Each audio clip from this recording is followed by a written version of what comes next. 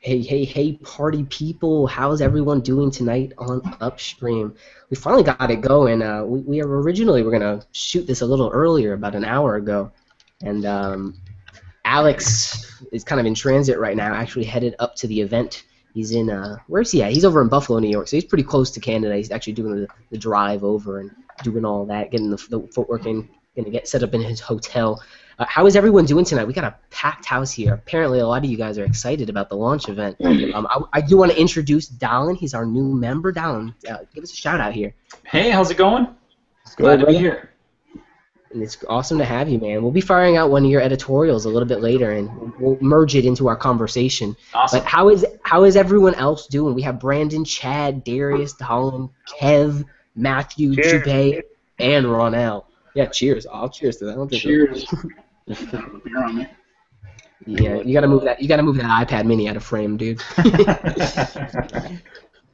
But we did open up the week. I know everyone's like, oh, the launch event's tomorrow, but we're gonna get there. We're gonna get there. First, I want to talk about the classic. We saw a video of it and a couple other shots from D. Habkirk. Dylan, we've had him on here before, showing off custom keyboard shortcuts. Something I'm sure Dallin is very familiar with on his legacy devices. And finally, that's kind of coming over to BlackBerry 10. I mean, awesome. You're able to launch apps, tasks, all sorts of goodies. What do you guys think of kind of bringing some of those legacy BBOS features back onto BlackBerry 10?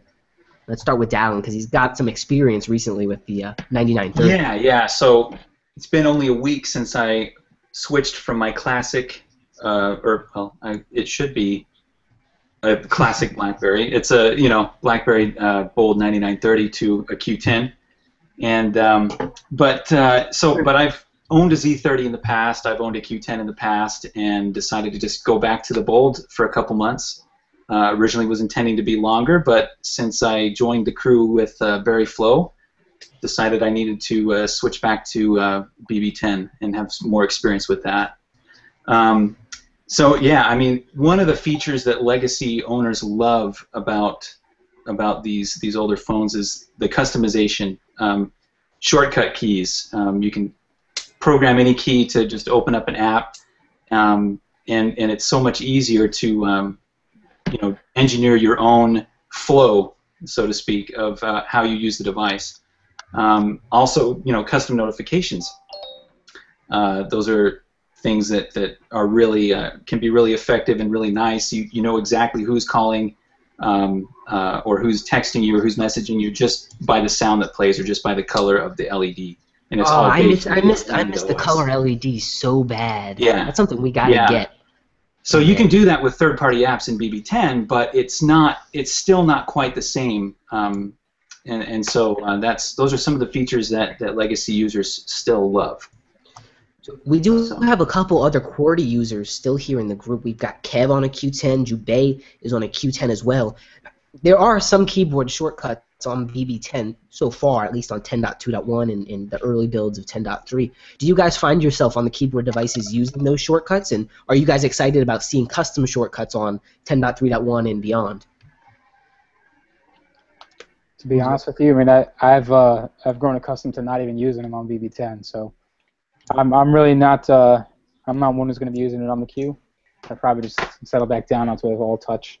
So I'm not too worried about those. But I know how some of those who've been very acclimated and very much so used to using those shortcuts, they're going to wind up being very happy that those are coming back.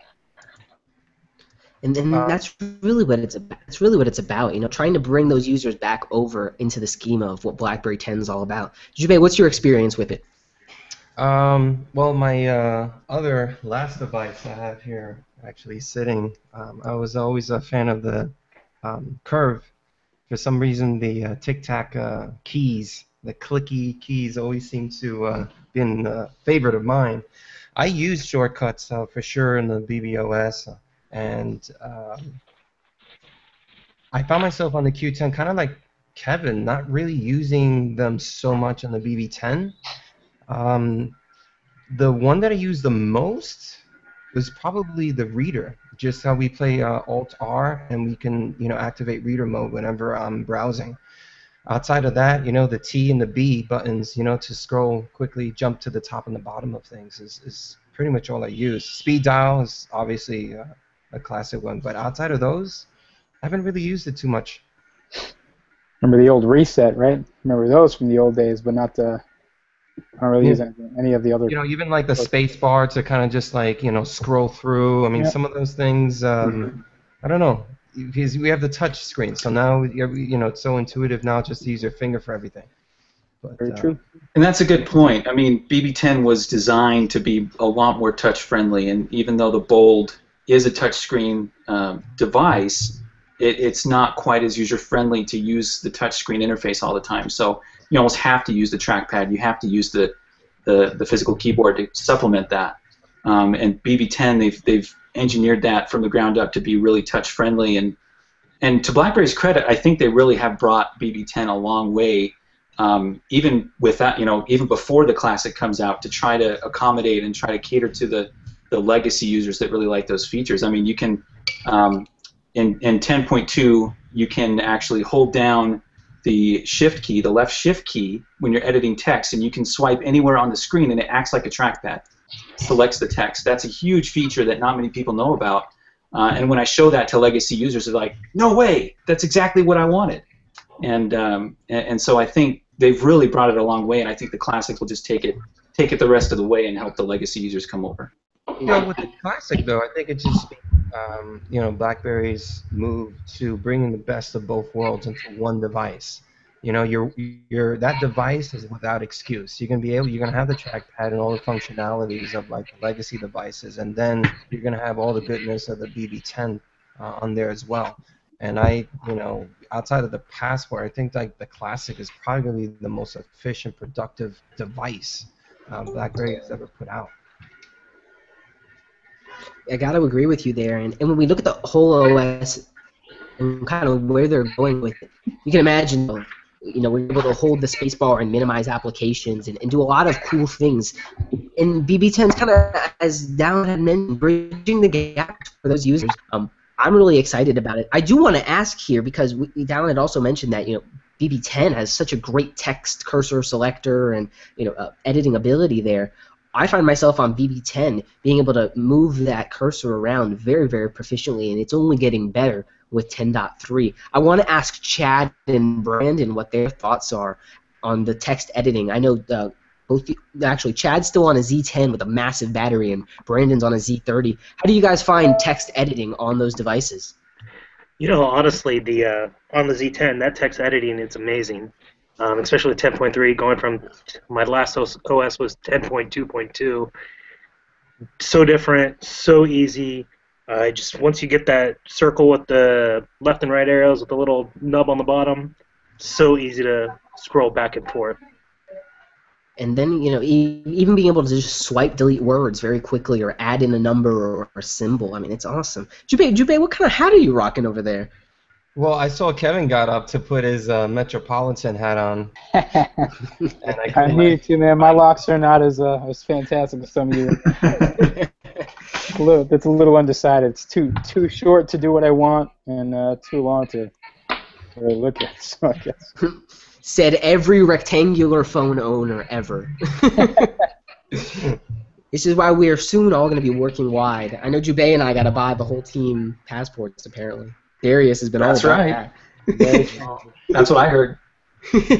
That's the story, and you guys are sticking to it. Right? Yes, absolutely. Because I gotta start saving up my money. You see?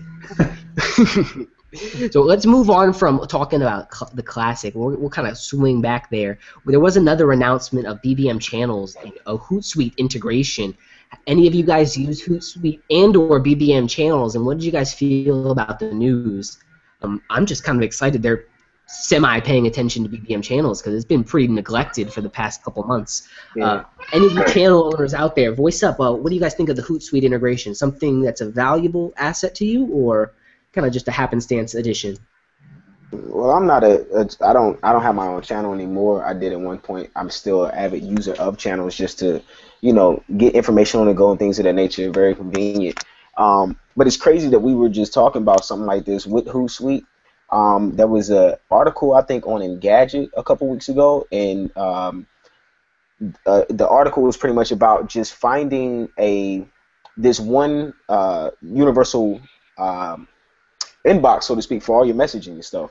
And a lot of people were commenting, were like, it's the BlackBerry Hub. And I also commented as well and said it's the BlackBerry Hub, though it's not a cross-platform experience, but I said the next best thing would be Hootsuite.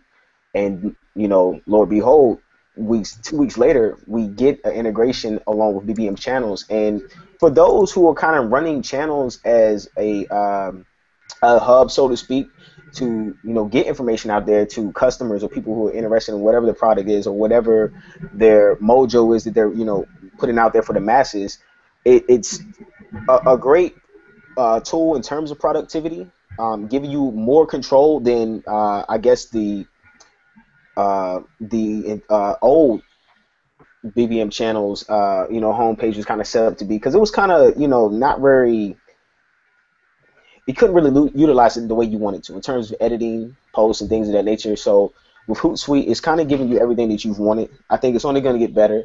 As I mentioned, there's huge and great potential behind BlackBerry BBM channels, and we're just seeing the beginnings of it right now with the Hootsuite integration. So it's a great move by BlackBerry, and I'm definitely looking forward to seeing what they're going to do further in the future with it.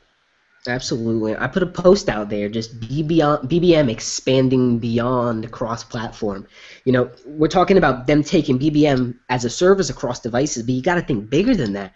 Now they're talking about using BBM as a sidearm to manage your other social networks, kind of shotgun your social media life with it.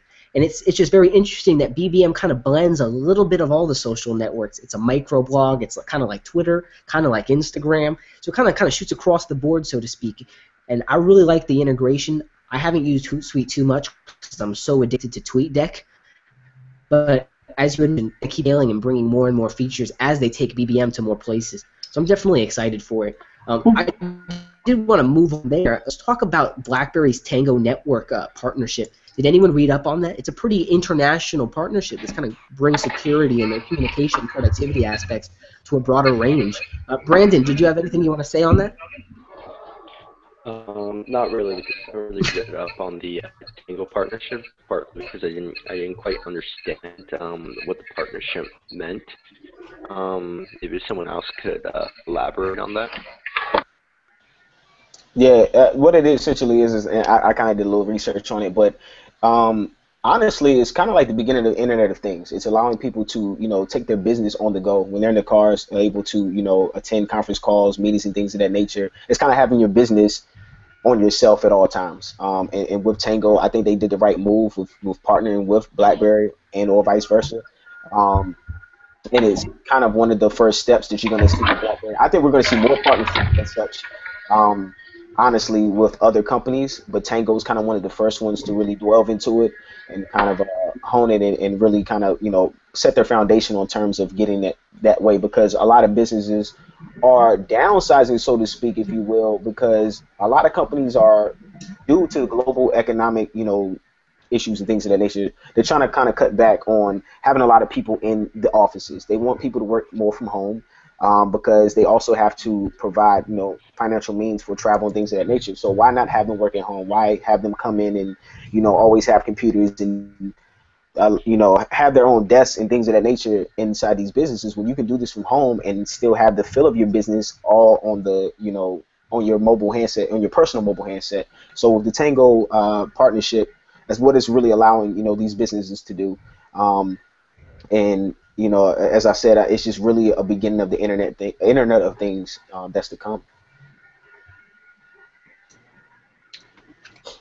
Yeah, so let me chime in here on that a little bit. So, I mean, the Tango partnership is right in line with the recent moves that BlackBerry's made, the Movertu acquisition and the SecuSmart. They are positioning themselves to be the premier enterprise mobility services provider, and I mean, they are going to be it. They're going to be the company that enterprises go to for their mobile needs. So what the Tango partnership does, it does a few things. Their entire portfolio of business solutions that they offer So it allows, for example, integration with like UC and PBX platforms. So like the desks, the phones on your desk in your office that are running on Cisco or running on Nortel or what have you. Tango will allow integration with that with your smartphone. So I mean that just expands the communication options that companies have. Truly a unified overall experience, and it's great. As you'd mentioned, they're going to bring that security heritage into it and give us an all-encompassing solution. I'm definitely excited. Kevin's here. Yeah, go ahead, Dal. Oh, I was just going to say, just add to that. I mean, it brings with it fantastic security features and even features that allow for communication to continue communication even in the event of like unplanned outages. So it's right in line with BlackBerry's focus, right in line with their security, and it's just a great move.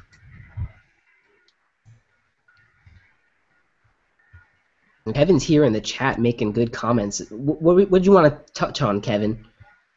I mean, I think that with the moves that they're making here, it's really it's like a game of chess to them, right? I mean, they've been slowly but surely making these steps to really make themselves probably obviously the most secure, but the most stable out of all of these platforms, because now they've already completely cornered, if not put in checkmate, the enterprise.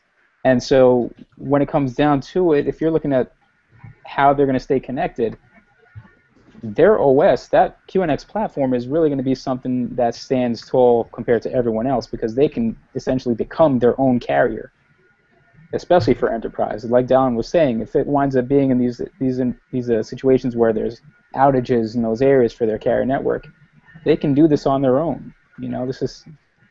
It's definitely something that I feel they're kind of leaning towards. Maybe it's a little jump, a little bit, forward thinking and all, but I think that's something that where enterprises don't need carriers.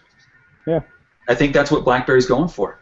Well, I think that's fairly smart, especially considering their history with the carriers, that they're not even pushing their devices anyway, so why bother dealing with the carriers at all? It's a complete leapfrog them. I hate having to bite my tongue right now, but you guys are making such great points, and as we get toward talking about the Passport at the end, we'll elaborate on some of those thoughts. After Tango, we did see that the BlackBerry P'9983 was finally announced, a $2,000 pocket buster. Jubei's getting one. He doesn't want it, but he's getting it. No, Jubei, the announcement's out. The device is in the open. Are you yay or nay on that device so far? Nay. I just didn't. There was nothing about the device, even the design itself, that I wasn't exactly crazy about. I looked at all the images and all the pretty pictures and the demos and the videos, trying to get myself wanting to possibly maybe, and nothing. I got nothing. I can't. Especially now that the Classic has that beautifully designed back. He's got that texturized background, and then it's got the same Porsche design bar in the back with the light and the camera lens. I was like, all right, well, that has better specs than the Porsche, so. And it will be 7 times cheaper. More likely than not. Yeah, with the big better battery, better keys, and it's just all around just I would take the Pepsi challenge with anyone on this one. That Classic is just a better phone than the Porsche. But will it survive the giant shot? What was that? Did you guys see the iPhone getting shot by the 50 cal?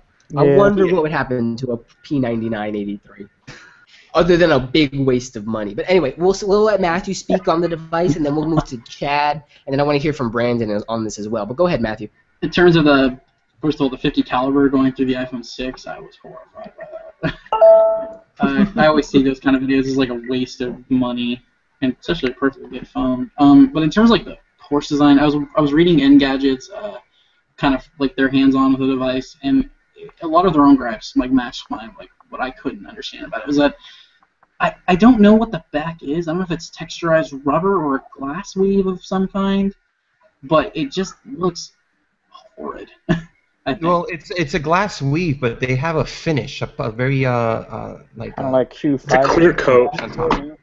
Yeah. My buddy M. Kwan, who actually was over in Dubai for the event, he actually got hands-on with it. He does a lot of actually car reviews, and he actually had good remarks about it. He's like, yeah, it's a fingerprint magnet, but it gives you that carbon fiber car look that is just so Porsche. And he's like, it takes upon what it's trying to do very well. It's not one of those devices that, again, is like a daily driver. Like, I'm going to wake up and use this device throughout my day. Someone in our group had mentioned, it's more like a device you take out for fine dining with a date at the end of your day after you put your classic away. You got to think of that market. Again, it's a high-end luxury market who's going to be taking it off and flaunting it for what it is, which is a Porsche design phone. And it's kind of cool, at least, to see that Porsche is continuing to build these things. It's obviously beneficial for them in some way to have these devices in store and have it as an offering to their clientele, or else they wouldn't do it. Chad, what are your thoughts on the P'9983? Well, to be honest, it's a gorgeous-looking device, but the internals and the specs on the device, to me, paying $2,000 or more for something like that, yes, you get the Porsche name, you get the elegance of the device, but honestly, it's literally a Q10 with a beefed-up 64-gig internal storage, and that's pretty much it. It's a gorgeous device. I love the videos that BlackBerry's been posting on their YouTube channel. I love the song they have playing with it, but honestly, if you have the money to burn it and get it, but I'm saving my money for Passport. Which there may be a high-end version of. We don't know as of today. Tomorrow we'll know. Tomorrow, you're right. I'd love. Pooter did so many nice mock-ups. It's like, damn, I want all of them. I really want every color. Brandon, P'9983. Are you sold on it? Something you'd want? Something you hate? What are your thoughts? Yeah, I actually think compared to some of the other Porsche design devices, I think that this new device actually has more of a classy to it. I think some of the older devices kind of came off, to me at least, as kind of body, like they seem kind of just, too out there. And I find this device is a lot sleeker, it's a lot more classy, and it's a lot more pleasing to the eyes. I think the design is really good. Of course, bang for buck, you're not getting probably that good of a value for it. But in terms of, it's a luxury device to someone who can afford something like that. $2,000 is the drop in the bucket for the people who are going to be buying this. So I think if they like the design, which I think lots of people will like the design, it's got a pretty good chance there in that niche market. So Dallon's got some comments on it. He's here in the chat. He's like, it's a status symbol. But what else do you think about the device, Dallon? Well, I personally wouldn't buy one, right? I mean, I'm not the target market. We are not the target market for that device, I don't know. Jubei's balling over there. Well, with the exception of Jubei. But the device, it's a great device. I mean, it runs BB10, right? It's a glorified Q10 with a lot more storage. Is it going to win in the spec wars? No. But it's a status symbol. Somebody who buys that phone isn't going to buy it because it has the best specs. They're buying it because it's a Porsche-designed phone, and they can have that and they can carry that around, and it's a status symbol. That's what it is. Well, to that reality too. I mean, I was talking to James earlier about it, and I decided to look to see if there was any of the old P'9981 devices or any other Porsche, and they still sell for over $2,000. Yeah. Now we're talking about an industry where you open the box, the device is already depreciated. And these Porsche-designed phones actually almost seems like they appreciate in value because they become like a collector's item. It's a collector. It's like this thing. It's because of the supply. So it's that feeds right back into it being a status symbol. It's a collector's piece. It's like, I have this and you don't. They come with their own custom pins, right? I mean, it's like the prestige, the notoriety that comes with it. Yeah. It's just a shame that it couldn't be future-proofed, kind of like the Z30, where that the Z30 was kind of made for 10.3.1 to really take advantage of it. And that Porsche, device is just 2-year-old, tech in there, and it's like, Yeah. Whatever. It is what it is. It just makes no sense to me whatsoever. And I know you're saying it's not supposed to make sense, but it makes so little sense that it's beyond absurd. Okay, we're talking about a company that, for all intents and purposes, was on the brink of extinction. Okay, in this market, and they're still putting out these kinds of devices. Now think of how many of the regular devices they could have sold if they put any more attention towards it, as opposed to dealing with the Porsche design and that sort of thing. Work with another manufacturer that can make their own concept of it, sell it for significantly cheaper, and you're not going to really have this device problem. I think you'd find other ways to resolve these issues, but to be just a status symbol for a different pin with more storage. You know what, Kevin? Right. At this point, I think if you held up the Porsche device with next to a passport, I think 10 out of 10 times people are going to reach for the passport. Absolutely. Because there's no sense behind going with 2-year-old tech just because it has more storage and a custom pin. And here's the thing, though. Where are they selling this device? They're selling it in Porsche design stores. Right. It's not like BlackBerry's pushing this. Right. This is Porsche saying we want a device that Right on the BlackBerry that we can mark the hell up. Yeah. You know? I mean, you gotta look at it like the people that this is directed towards, the audience that is directed towards, are BlackBerry users. They're business people. They have money, obviously, if they're buying this device. But it's not business sense to sell it that high, so whoever's buying them is correct. Crazy. Yeah, correct. but probably losing a lot of stocks too. Yeah, The but price doesn't matter. Yeah, but any luxury phone, if you look at all the luxury phones that are out there, it's pretty much in line with those devices. I mean, if you look at most luxury phones, none of them make sense. So, As far as Well, if you BlackBerry pushing it, though, when you look on their website, the very first device that comes up when you highlight over on devices, it is that Porsche design. So Actually, they say that they're not pushing it. It shows the actual device. Yeah, it shows the device. It is right there. It is the very first device that they're showing. So yes, they are certainly pushing it. Okay, and I get it. If it's people that are going directly to the website, okay, fine. It's just, it makes so little sense to me. I can barely comprehend and put together a coherent sentence right now based off of how much is killing me. This is just insane. And that's okay. That's all right. People are buying them. People are Right. still buying them. The oil moguls in Dubai are buying them by the box. They're like, That's here right. you go. It's Christmas. Here you go. But they Here's can't sell a 2,000. Q10 in the States. You know what I mean? That's the It's a problem. difference of That's a broader difference of problem. focus. Yeah, it's a difference of focus. And you know what? They are look at selling Q10s in the States. I mean, Dallin just bought one, so Yeah. there's a base out there for both devices. And I think BlackBerry going for a prestige, an innovative, and an affordable level with the Classic and the Z3 is just smarter than them. They're covering all their bases. People will buy that phone. People will glamorize that phone, and it will do well on its own. I'm not too worried about it. Speaking of money, though, let's talk BBM. BBM is expanding its money services. So they are expanding BBM cross-platform over in Indonesia for iOS and Android. And as well, BBM is getting Transfer 2 integration for everyone else. So you'll essentially have a money transfer system within BBM. I'm stoked about it. This is something I've been wanting for a long time. We've talked about this on previous streams. Matthew, are you excited about BBM money, quote-unquote, on a larger scale?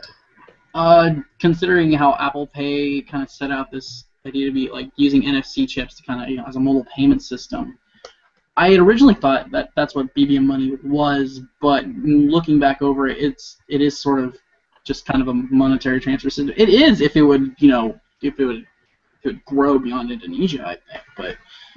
But in terms of practicality, I'm not too sold on it. It's just, I guess in a weird way, it's PayPal integrated with BBM, and I don't use BBM that way, really. I have separate services for separate things.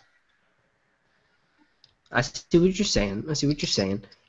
They are going global with it, so everyone will be able to do the money transfers. But what BBM money is one, a mobile payment service and a money transfer service that's connected.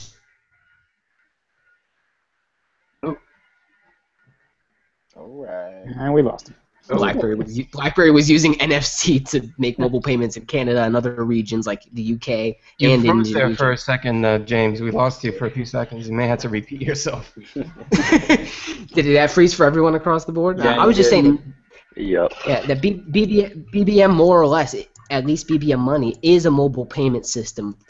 As that expands, they got to work directly with those banks to make it an integrated experience. Right. Apple's kind of superseded it by going for the creditors and going for the credit card companies and integrating in such a way. But this is something that BlackBerry has been doing since 2011 with the 9900 devices and on, being able to do NFC tap to pay in different regions like the UK, Canada, over in Indonesia as well. So this is something they've been testing and working on and tweaking. Sims said to Jubei, I believe, that this is something they want to focus on and definitely want to scale. The transfer side with Transfer 2 gives them an open airway for money transfers peer-to-peer, but they can work and develop it even further. BlackBerry put out a post on their BBM channel mentioning BBM channels as a venue for BBM Money. So imagine going to Amazon's BBM channel and being able to pay directly as if you were buying a BBM sticker. Something very seamless, integrated, and even you could push off to your carrier to bill. That's the kind of platform they're looking for. Imagine being able to take your mobile payments and plug that into your carrier billing as well. Something seamless, one tap, and go. So as you did mention, Matthew, kind of nascent at this point, young, not where it needs to be, but they're going to grow on it. And I think it's good to see that they've put a foot forward by the end of the year to deliver on BBM Money on a broader scale.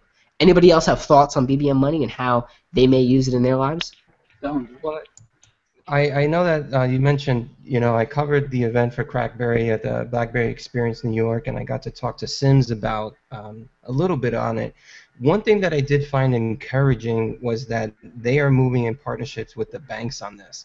And this is where I appreciate it more than PayPal. I use PayPal only when I really have to, but I don't like PayPal simply because they're not a bank. They're not insured.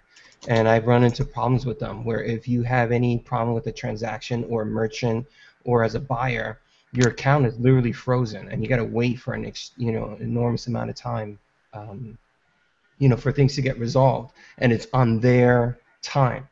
The banks are under different regulations, different laws, and I seem to feel more comfortable with BBM Money being integrated with my bank and that sort of industry versus becoming, privatized and just like, okay, you know what I mean? So that is one thing that I'm looking forward to, and Sims did make that clear. It's like BBM is not moving forward without the banks. So I was like, they're all about the end-to-end solutions. We all know that. So it's got to be, and it's going to take time, of course. Apple has a lot more clout in the mobile space, so to bring these partners together for them, a little bit easier. And you don't know how long they've been working on this. I mean, we've seen Passbook and all these things since last year. So they've obviously been working and bringing these partners together for some time for this announcement. Dallin, what did you want to mention in regard to BBM Money? So something that should be synonymous with mobile payments is security. And when I think security, I think BlackBerry. I don't think Apple. I think BlackBerry. Apple has had some pretty embarrassing security breaches of late that we are all aware of. Do I really trust a company that thinks about security as an afterthought or takes a reactive approach to security versus a company in BlackBerry that engineers their products and services with security in mind from the ground up? Do I trust any company 100%? No, but there are companies that I trust more than others. And when it comes to mobile payments and security, I trust BlackBerry. Mm-hmm. Right. Go ahead, Jubei. No, go. I had nothing to say. No, going off of what Dallin said, that just a little tad bit going back and forth, I just lost my train of thought. Anyway, sip your beer. Yeah, and just to add my little 2 cents here, in case you didn't know, a lot of the NFC payment in Canada, especially the ones being done by banks, that's all being done through a partnership, and that security is actually being done by BlackBerry. So regardless of whether it's an NFC app on iPhone, on Android, or BlackBerry, or Windows Phone, it's all going through a security system set up by BlackBerry. Let me just before we move over to Darius, and his comments on this. Brandon brings up such a good point that the Upstream partnership and the NFC modules that they're using for actually making that payment secure is encrypted by BlackBerry. So they've got the platform there. When you're swiping your Visa, there's likely a QNX powered server that's processing that and sending that off to a back-end platform. So it's like they're so ingrained with this already. They have the ability to bring that end-to-end forward. Darius, pipe in. What do you got to say? Yeah, what I want to mention is, everyone's kind of hit it on the head with, the way that BlackBerry is working with BBM money. The reason why we've seen it in Indonesia is because it's an easier market to work with. As Jubei mentioned, they're working with banks, and you hit it right on the nail as well, James, when you said that Apple was working with credit cards. It's easier to work with credit cards, but you think about all these hacks in terms of like with Home Depot and Target with their credit card systems, and then it's like Apple is working with credit cards. Is not a good combination at all. When you're working with your bank, it's great. The reason why it's only been in Indonesia thus far is because in other countries, a lot of countries tend to just really work with one bank. It isn't like stateside where you have a slew of banks. Bank of America, Wells Fargo, USAA, credit unions of all sorts and types. And there's so many different federal regulations that BBM has to jump loops and go through in order to get that really kicking in here stateside, as well as in Canada too. So it's going to take time, but in all honesty, it's definitely what you're going to want to use preferred over Apple's whatever it is. I don't even know the name of it. But it's called Apple Pay for very good reason. Yeah. But when it comes down to it, you really don't kind of want to work with your credit card opposed to your bank, because credit cards are definitely going to slam you with different fees opposed to your bank hitting you with your direct funds. Like, that's your cash. So when you're working with Apple, yes, you have direct access to your credit card in terms of wanting to spend on whatever and using it straight from your mobile phone. But at the end of the day, not just security, it's going to come down to money itself. And that's where I think a lot of people are going to be hit with next. I think that's going to be the next big hit, honestly, with Apple. When you talk about hacking, people are going straight into that. Like, Apple Pay, it's a target. And it's only a matter of time before we see it. That it's been hacked. It's only a matter of time. Apple Pay is a target. Let me tweet that. Apple Pay is a target. Before we go to Matthew, real quick, Dallin, correct me here. Was there not a BlackBerry Wallet application on Legacy OS? That's a good question. I didn't see anything like that. I didn't use anything like that. But now that you mention that, I vaguely recall something like that they had. There was something. I mean, there was something out there. Maybe open up your device and check BlackBerry World. My 3-year-old Bold 9930 has NFC. Okay, I mean, but apparently it wasn't relevant until the iPhone 6 came out. So I don't know. Well, they invented it. I mean, that makes sense, right? Yeah. Anyway, we'll move over to Matthew. He's our Apple guy here. What are your thoughts on it? Okay. With regards to security in Apple, if you look at stuff like Touch ID, and including with Apple Pay, the NFC radio that they use, it's a radio, and the Secure Enclave on the iPhone 5S and up, they're not unhackable. I understand that. The whole iCloud thing kind of threw a wrench in my own mind what was secure about Apple. But I'd like to think that current NFC technology, I have seen where it can be hacked as an end-to-end result. I don't think that can really happen with Apple Pay so much, because most of the device information, kind of like Touch ID, is stored in a very secure area of the device. And whether or not, I don't know the exact, how well encrypted it is, how well protected it is, and all that. But I'd like to think that overall, it's a stronger security solution in some regards than what BlackBerry is offering, at least in terms of mass appeal. Because BlackBerry has had NFC for several years longer, but outside of the music gateway and a few other accessories, and some NFC-enabled devices or accessories as well, I really haven't seen BlackBerry really push that sort of same market, even when they were on top of the consumer world in like 2008, 2009. And I'll give you that, because here in America, BlackBerry has had such a dismal kind of public perception. There are markets where people are actually paying with their BlackBerries and have been for many years. And we got to think of it like this. Apple and Google are just now adding in device encryption. So yes, everything is stored on the device, but it's not encrypted yet. It will be in a forthcoming update to the OS where they tack those services on. Again, this is something BlackBerry's had, period, you know? This is something they've had since the very beginning, having that on-device encryption. Again, the data on device and at rest is still important. Data in transit is something totally different when you're actually making that payment. And it's funny because, again, as we look at BlackBerry's strategy, it is cross-device, it's cross-platform. Bez, we want all your iPhones and Androids under our infrastructure. We want you to make Apple payments because we are there. We're in the back end. We're making it secure beyond the device. And that's where BlackBerry is looking with Project Ion, the Internet of Things, and these kind of platforms that they'll bring together. Again, BlackBerry wants to enable. They don't necessarily want to saturate. And we see that happening with Apple and iOS, Apple and Android. You see it happening. Those are the consumer big guns. They are the giants, and we'll give them that.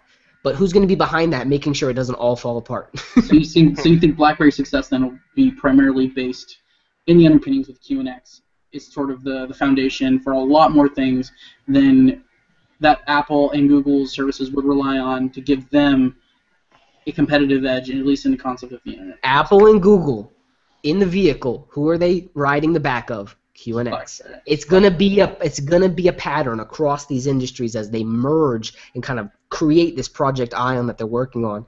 If we look forward as well, you know, you mentioned QNX. I see it bigger. I see this global network infrastructure of servers, data centers. I see the TSL tunnel that's protecting our BBM conversations. Skynet. Right, exactly, though. They have their own internet, as Kevin had mentioned. They are really going to be their own type of carrier, one way or another. They have a virtual phone platform. How do you guys feel about multiple numbers on one phone after this Movertu acquisition? And we're talking about multiple numbers on one phone across any device, so Apple, Android, BlackBerry. It's a new horizon for us in terms of security. Chad, what do you have to say on it? Honestly, having the two numbers available, that takes BlackBerry balance of having the work and the personal to its like a separate level. I wish I had that available from previous jobs. Just being able to carry one device, having two different lines on it, so I can screen my calls from work, so I don't have to give out my personal number. I don't have to carry two devices. Honestly, that if they move forward with it, definitely gonna make sure I have two lines. I'm excited about it, man. It's just great that I'll be able to have that number across devices as well. I wish we're gonna need to get a BerryFlow Bez server and just like all get this access. Brandon, did you have anything you want to mention as per a cloud phone platform for BlackBerry? Actually, I just want to reiterate about QNX and security phones revolving around that. How you know there's going to be something that needs to be behind the Google and the Apple phones to kind of protect everything, and it's kind of interesting now because all these iCloud hacking and stuff like that is coming into the forefront now, and people are worried about naked images and stuff like that. But you know, when the threat starts becoming whether someone can hack your traffic lights, but everything the grid and people start crashing, I mean, then it's going to get really real. So you really need something behind an infrastructure, not just wireless infrastructure, but generally all types of infrastructure future. And QNX and BlackBerry can potentially play a really big role in that, and I believe they will play a big role in that. Just to emphasize your point there, James. I appreciate the emphasis. I mean, give me an underline, italicize, capitalize all that shit. No, let's move on from that because I know there's so much we could say as per money, security, you know, the platform they're building on. I do want to talk about a slider patent that was recently seen. Before I get into it, I want to talk about this not being the only slider patent we've seen from BlackBerry. We saw a slider patent for the Milan device, which was essentially a 9810 rebuilt for BlackBerry 10. We've seen a flex screen BlackBerry that can fold over and clamp like a clamshell. There's a lot of patents here that BlackBerry's been working on. We've seen the R&D kind of continue to be a forward-looking part of BlackBerry. I think they're one of the top R&D spenders in Canada at this point. And that's a title they've held on to for a couple of years now. I want to say like 4 or 5. Someone correct me in the comments if I'm wrong there. But as we look at the innovative push that BlackBerry has to say for this Visa-type slider, would you guys like or use something like this in 2015? And I want to start with Matthew, and I'll start calling out because I know we all got something to say on this. Matthew, kick it off. In terms of a QWERTY device that kind of folds into an all-touch device, yeah, I would use that like a million times over. But just like a solid QWERTY or a solid like all-touch experience, because I have those needs where even though I still use the Z10 on the daily, I have that built-in love for a QWERTY keyboard back to my Q10 days, and I miss that all the time. So like having that sort of device interchangeability is, to me, it's a great way to switch from one thing to another. When it comes to like the actual design of the patent of the BlackBerry Visa, it uses a really cool sort of hinge mechanism where it just kind of it'll slide into a 3-row of keys like the Passport, and then it'll snap in, push in, and get 2 rows, and then snap in, push in for 1 row, and then it'll switch to an all touch. At least that's what I've gathered from the schematics, and it's just it looks phenomenal. And like I don't like the patent design they use because it looks like a bulky mess. But if BlackBerry had a year or so of refinement to work out all the kinks, get into a nice thin package with a beautiful sort of design that they kind of put in with the the Q10 or not the Q10, the Passport and the Classic, that could be something I would fall in love with. You'd be all about it. So slider or Passport? What would you go for? If I offered you both right now, which one would you pick? Oh, slider. Oh, so you're all about the slider. Because you don't have to give up anything. You get both, kind of the best of both worlds. Kevin, you and I have talked this multiple times. We're still waiting on your concept designs as per something like this. So tell us what you feel about this recent patent, kind of the way they've engineered such a keyboard. Is this something you'd be interested in, or are you waiting for an all-touch, pure device? What do you have to say? Definitely the slider, because it's going to give you the best of both worlds. And the way that the patent was describing the device, it's similar to something that I was really trying to work on. But if they're reading my mind, fantastic, take it away. I'm going to spend lots of money on those kind of things. But the device itself, I don't think it's going to be anywhere near as bulky as what you see in that schematic. It's just those are just done for concept. It's really just to get the idea across without giving the actual image for any other kind of a company to try to take.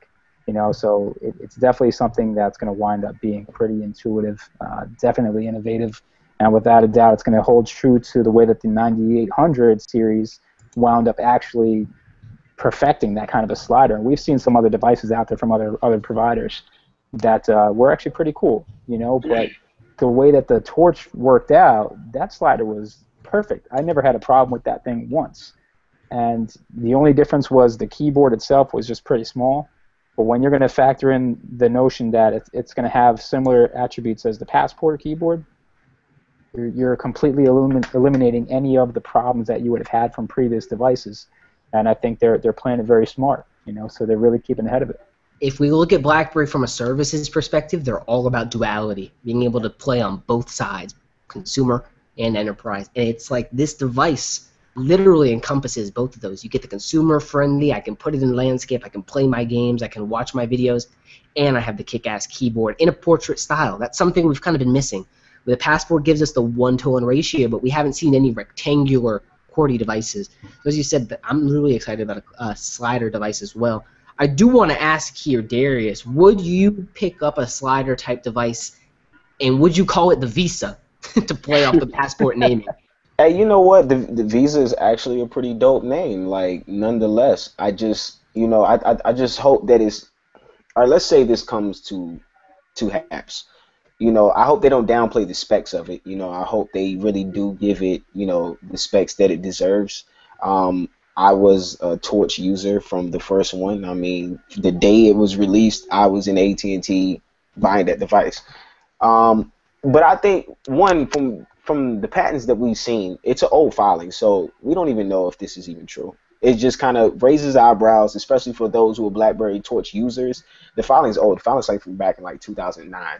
So it's definitely an old patent. Nonetheless, could it be resurrected? It could be. I think it's kind of a dope concept in terms of the form factor. And if it were to come to HAPS, it would definitely be a lot thinner.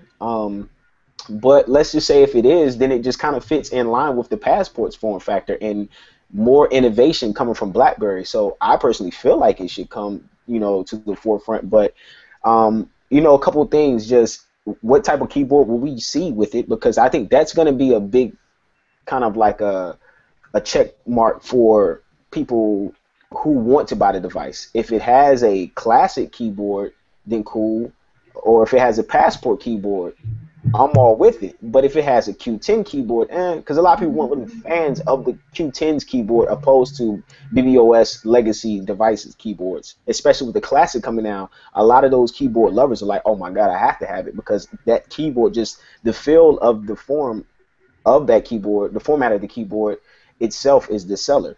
So trying to get readjusted from that BBOS, keyboard format to the new one, a lot of people didn't really transition over well, which is why the classic is now, put in place for that. So it's a lot of things is going to happen. Another thing with the Torch, what I don't forget is that the Torch keyboard did have a very cheap feel, very plasticky, very clicky. It was a lot of things wrong with it, but it suited your needs. It did get the job done, so you can't really complain too much. But if you cheap want and clicky, that's Jubei's favorite. That's Jubei's favorite.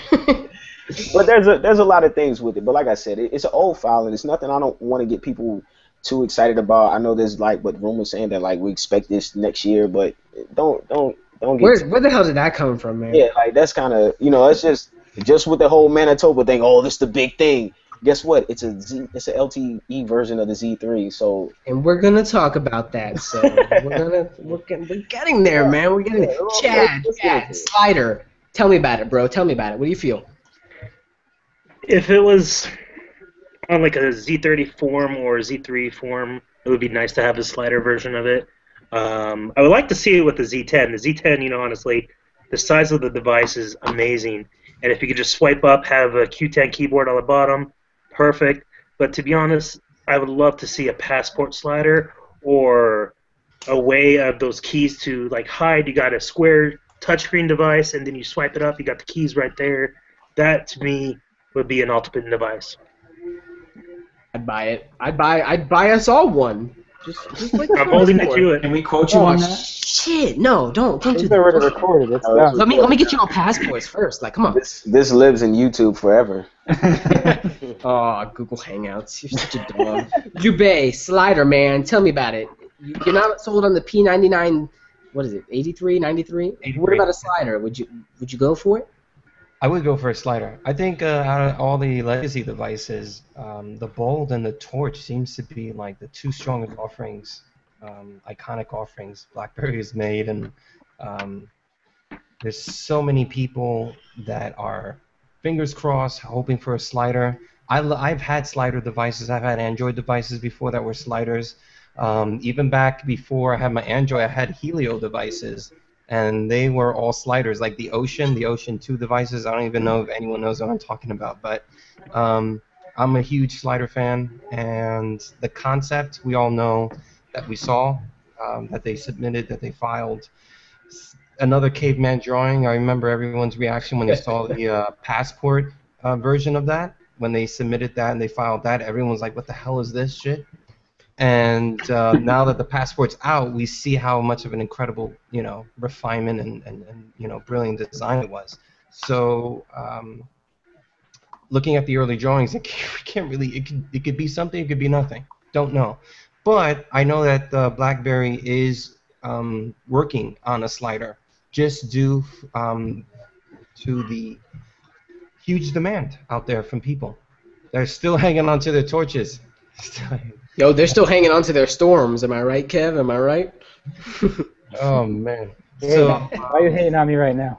With my BlackBerry wallet, I'm still holding on my storm. So what does BlackBerry Wallet do? Just real quick before we move on to here, what's BlackBerry Wallet about? It's just basically storing your credit cards, passwords, gift cards in one secured location, so that you don't have to keep filling out all these different forms when you're online. It just accesses right from your device and transfers the information. Okay. That's pretty handy. Still, it's like a password manager / Yep. Not really mobile payments, but it makes mobile payments easier. Right. So that's interesting. I could see an evolution of that with BBM money maybe tied in. Makes my wallet thinner. Exactly. Storm device is so big. B-Dog, Brandon, BMO, tell me about a slider. Would you get it? You got a Z30. Is it something you'd be interested in? Oh, definitely. I'd be interested if it was like a Z30 type of a device where it was, you know, a landscape type of device. I think what really interested me about the patent was the apparent size of the keyboard that would be popping out. It looks like it could possibly be like the same Passport keyboard popping out, that 3-row keyboard. And I wonder if that's going to be a trend moving forward with BlackBerry devices. This next this 3-row keyboard instead of, and they're going to start ditching the old classic keyboards. I don't know. That's interesting, but I'd definitely be interested in a landscape slider device. Yo, when you're talking about touch capacitive sensitive keyboards, I mean, when you set the staple of innovation for a keyboard, it's like you gotta expand on it. I know Kev is expecting Passport 2 and further iterations of this keyboard, but I want to hear what Dallin has to say about a keyboard. I mean, rather a slider device. So, okay.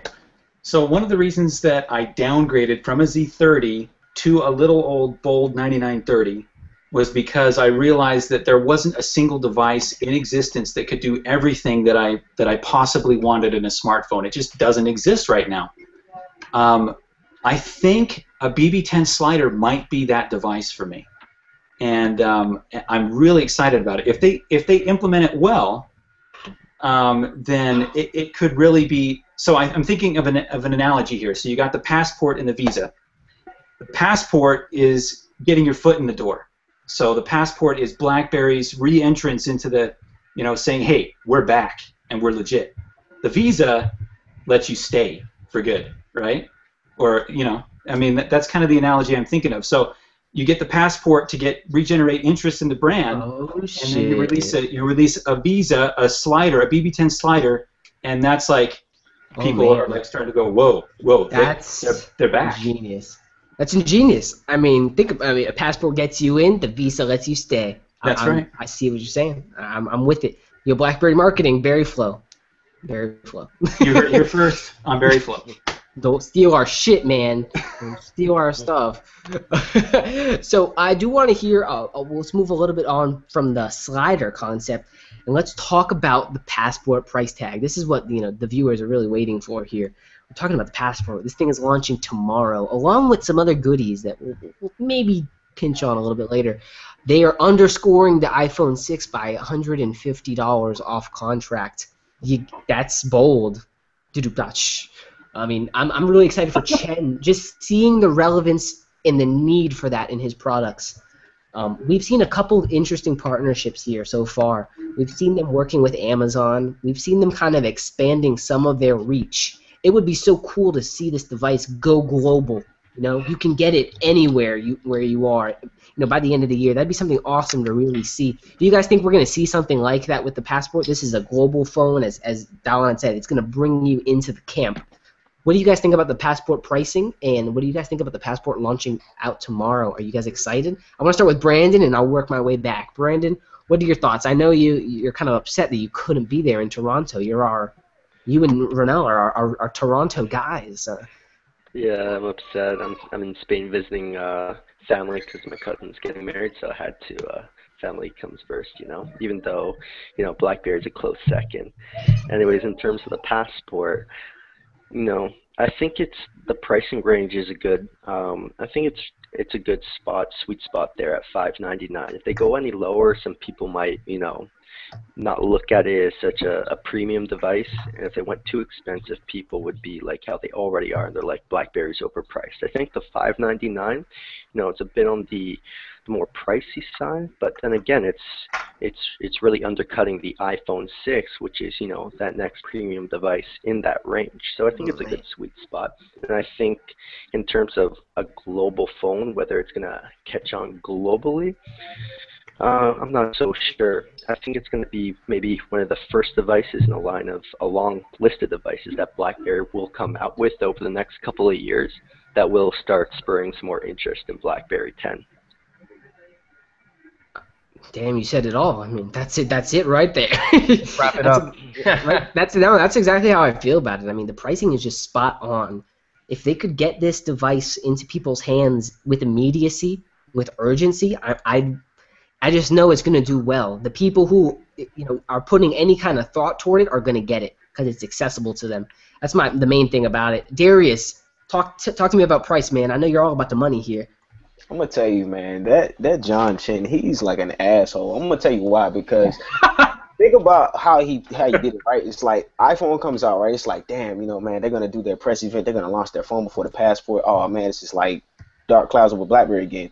He waits, he sees what they do. Okay, boom. I think like he's really been debating. I think he really told people was like, we're gonna wait and see what the price this device has, because the BlackBerry, like, they finally got it right. That's one thing I want to say. They finally got the fucking price point right. Now you can just drop the price point of the fucking Bold 9900 for whatever reason you have it at $400.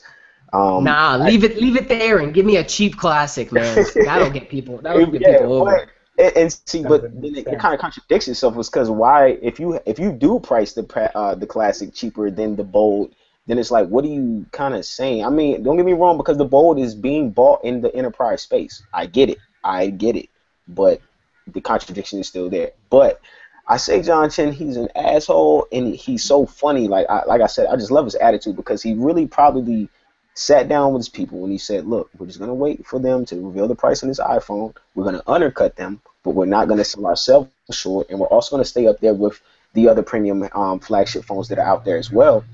And not only that, when we do launch the device, it's going to be not in terms of the price, but the device itself is really going to not only cater and be directed to a specific audience, but the consumers are going to see a lot of things. So with this bending of the iPhone 6 and all these other things, this is just really just kind of giving BlackBerry even more leverage. Especially when this device drops and people are going to start seeing this. They're going to be like, you know what? I'm into that. What's the price? Oh, it's cheaper than my iPhone. I'm with it. And not only that, it's still cheaper than some of the current flagships that came out and released months ago. So, and even they're out-speccing some of those devices as well. Yeah, it's got a nice spec sheet. It reads well. It's gonna be a beast, man. It's a BlackBerry. It is a BlackBerry, people. Like, this is a BlackBerry for once that is finally kicking the competition's ass, and I'm just excited about it. I was tired of just being. I mean, don't get me wrong. We aren't spec people, but for once we can talk a little shit and say we got you guys beat this time. Here, our high-end flagship has the OIS camera and a 13-megapixel camera. Yeah. Where you got smart pixels or whatever the hell they're called. So, Chad, we did get. And the difference is marketing jargon. Chad, I have a question for you here from our BBM channel. Our BerryFlow website in the comments. Sean Burke over at BB Powered asked, "What are your thoughts on this device, the Passport, branching out to a so-called mainstream and becoming an underdog hit? Is this device going to be put in the category of most innovative device of 2014 or the most bashed device of 2014 as per form factor?" Chad, what are your thoughts? I honestly think innovative to the highest of all the devices, honestly. But honestly, you know how the states here, they view BlackBerry, and it's very difficult to show that you are a BlackBerry loyalist and how much important these devices are, not just to us, but to everyone, to show how secure the BlackBerry service is, and just nobody cares. Look at all the hacks from iCloud. They don't really care for that, and it's just, I wish the states will open their eyes and really see how much this BlackBerry Passport is going to be the game changer. I tell it everywhere, everybody I work with, they all laugh at me. I'm walking down the hallways with my BlackBerry mug. But, to be honest, the Passport, it's going to be a game changer. Yeah, you said Blackboard. That's a good tablet. Sorry. That's a good tablet name. There you go. The Blackboard. I wanted to sell a stylus called the Chalk. No, but I'm marketing. Matthew, what did you want to drop on it? I think the Passport has three really important things going for it. With the price. When you look at a typical Android flagship, like right here, the Galaxy Note 4 pricing from Verizon Wireless, it is unlocked for $800 and something with all of its bloatware on it. For AT&T, you can buy it for $665 without a contract. From Sprint, it's 529 contract free, so it's just a little bit below the below the Passport, and when you look at its specs and pricing, with the fact that it also has like this incredible like application ecosystem with 10.3, I think that when carriers like people like I think it was Ronald is the guy who works with Canadian carriers, I think. Yeah. If he's able to put that across, that it has access to the Amazon App Store and all of these applications, and it has a beautiful user interface. It has all these innovative features, with the keyboard, and it has a comparable camera with OIS, and if he's able to sell it in the same way that it's it's just like the 6 Plus. It has the exact same camera capabilities as the 6 Plus. Removing the marketing jargon aside and stuff. So it's saying not it has focus pixels, but it has a higher megapixel count. Typical things some consumers will look at. I think it may push people to really just kind of embrace and love the device a lot more in some areas of the world than others. Right. And you also look at it from the perspective of the community, it's off contract price. That's pretty damn good. The loyalists are going to pick it up.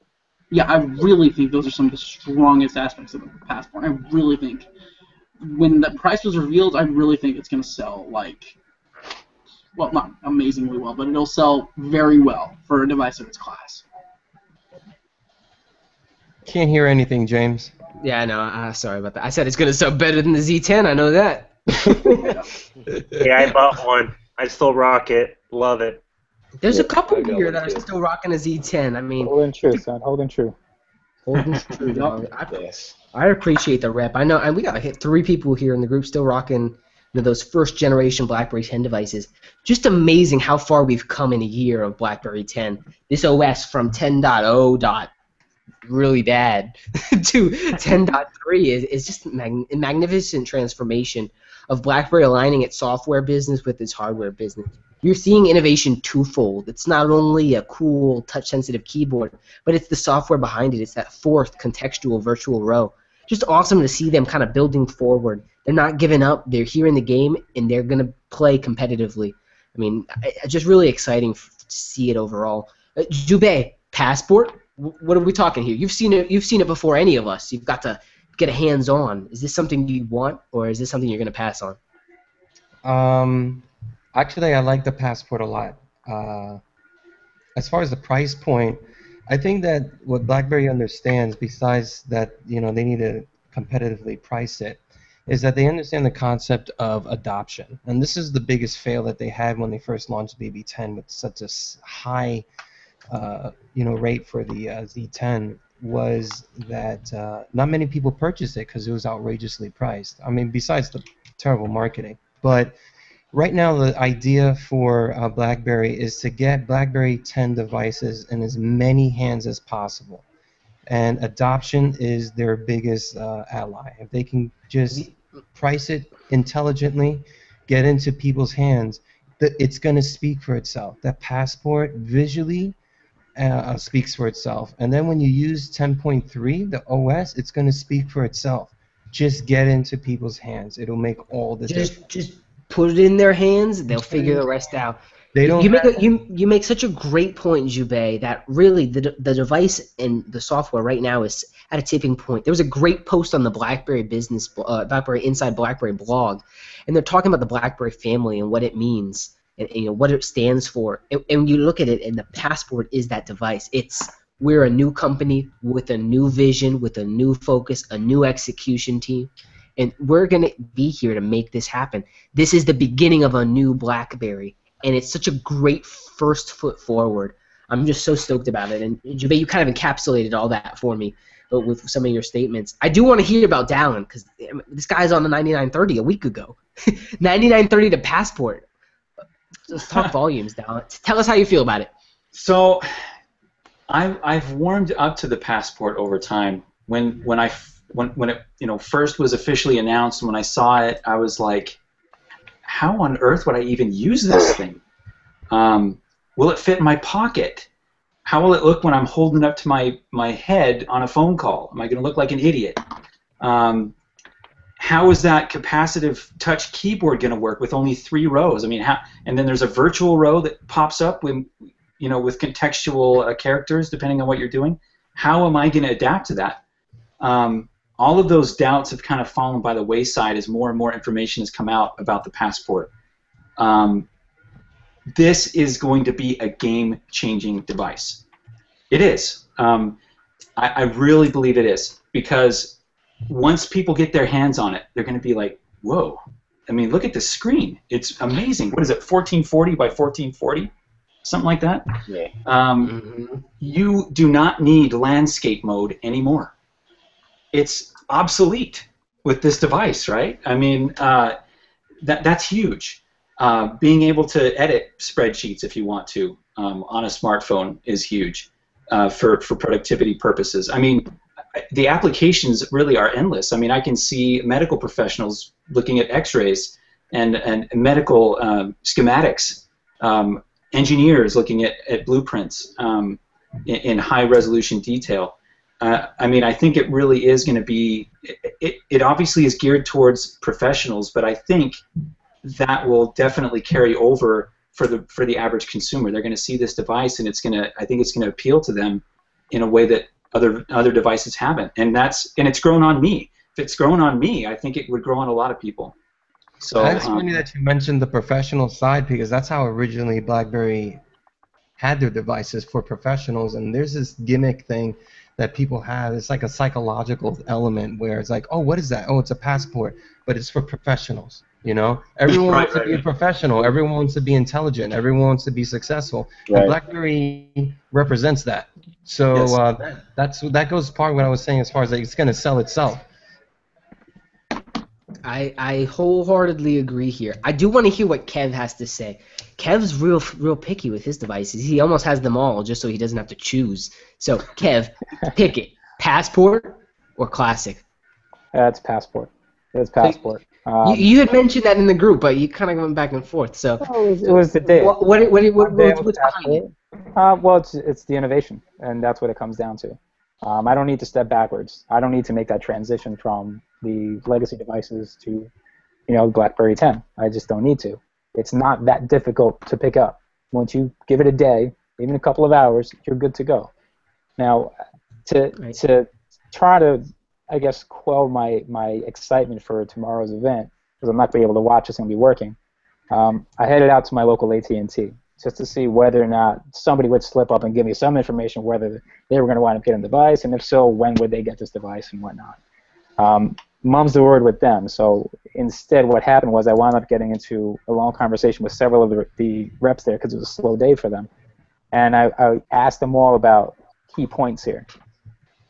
Those key points were really what happened in their minds as to why they're not pushing BlackBerry and what it was that BlackBerry did or didn't do. And we all kind of know those things, but as to why they may not pick up the Passport, which is what they're telling me. We already know Chen has already stated it's coming stateside, so clearly the 2 main carriers are going to wind up picking this up. They're just left out in the dark. But what they were mentioning were these things, and in the order, I'll mark it down here. It was based off of the timing that they've had, their history with timing on these devices, the market, who were they really trying to deal with, because when you got these other platforms out there, Android and Apple, they're doing their thing. It's really tough to kind of creep in. With Windows being that new third place, that market, it's really tough to crack. So they're concerned about that. They were definitely concerned about the price point, which is a fantastic topic that we were just touching up on. And then also the staying power. So when you're looking at all of those things, the timing, John Chen is just perfect. Okay, the fact that he just winds up leaking this information, even when he knows he wasn't supposed to, he's trying to stop everybody else from talking about it. He's the first one to go ahead and do it and make a statement that yes, BlackBerry is back to stay. As far as the market, you're talking about the specs, you're talking about the innovation, and that's clearly geared towards anybody who is really looking to pick up a device that will be unique. Okay, that does indeed set itself apart from what's out there. And the Passport is the first device of its kind. Like everybody was stating, it is completely, like Dallin, I believe you're the one who stated it, there is no need for landscape mode now. Okay, it is there. It is perfect. You can do anything you need to, whether you're professional, whether you're just a consumer and you just want something different. It's very, very capable for you. It's a potent device. And you look at all those aspects, and the staying power is clear. Why wouldn't this device stick around at that price point? The $599 off contract in the US, significantly cheaper than the iPhone, significantly cheaper than the other flagship phones that are out there, and the specs are there to boot. This is what we've been screaming for since legacy devices. We wanted just specs, number one, to compete with what's out there, but down the road, that just always failed to be the case. We wound up still having yesteryear's specs. And they've come out, and they're putting these top-of-the-line equipment, top-of-the-line hardware and software together to really keep us future-proofed for the next, however many decades. It's an outstanding device, and there's no reason why anybody shouldn't pick this up. It's a fantastic device. It's awesome. Chen's like, yo, we respect what we're building, That's how I feel. It's like they almost disrespected themselves by making these Z10 and Q10 so understated because they're awesome devices. I get that there were some hitches with that initial launch and some of the features offering and the refinements that still needed to be done, but you had to get it in market. And now it's here. Now it's evolving. And with the Passport, it just stands for such a sentiment for how this company is changing. I do want to hear from another here about what they feel on the Passport. After Kevin, we're going to move forward. What else do you guys think about the Passport? Brandon, is the Passport something you'd pick up? Well, I mean, obviously it's the latest BlackBerry 10 device. Obviously, I'll pick it up. But fanboy. Yeah, in terms of, is it my ideal device? To be honest, I'm not one to completely judge a book by its cover. I'm willing to get it in my hands and see how it feels, and then judge it afterwards, after using it. I hear you, man. That's sensible. Based off the looks alone. Mm-hmm. Yeah, sorry. No, just like, when you take a girl out, you look at her, you look back, you're like, let me take you out before I try to move forward with this, because you might be a crazy bitch. Exactly. But I don't think BlackBerry's got one. Right. You gotta smooze. You gotta get hands on, as you had mentioned. So let's see here. Let's move on just a little bit forward here, because I want to talk about this event. We have Alex there. He's already in Canada. He's situating down at his hotel. He didn't want to come on because he's hungry. He's probably gonna go get some poutine. I mentioned it to him. He's like, "What's that?" So we'll have to get him educated on that, Brandon. Maybe send him a BBM of a picture, because I'm pretty sure he knows what French fries are. Maybe he can make the jump to adding gravy there. I told him to go to Smoke's Poutineery. Everybody in Canada knows what that is. Hopefully he finds it.